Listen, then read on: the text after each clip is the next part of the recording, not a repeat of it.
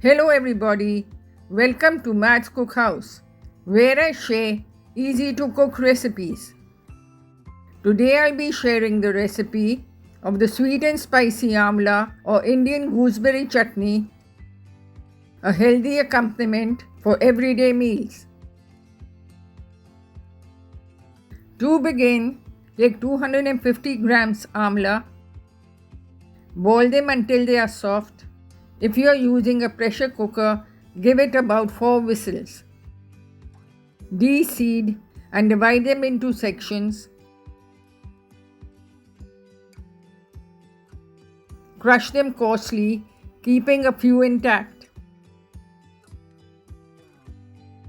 Heat 3 tablespoons of mustard oil in a pan to smoking point and let it cool a bit.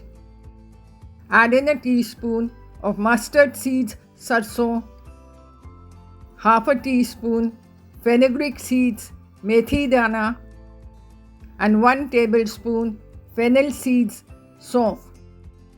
Allow them to splutter. Add in the crushed amlas and 1 to 2 chopped green chilies. Mix well and saute. Next, add in the dry masalas, half a teaspoon salt, half a teaspoon black salt or kala namak, half a teaspoon black pepper powder, 1 tablespoon cumin powder jeera, 2 teaspoons Kashmiri red chili powder, and a pinch of hing asafoetida. Saute for a few minutes.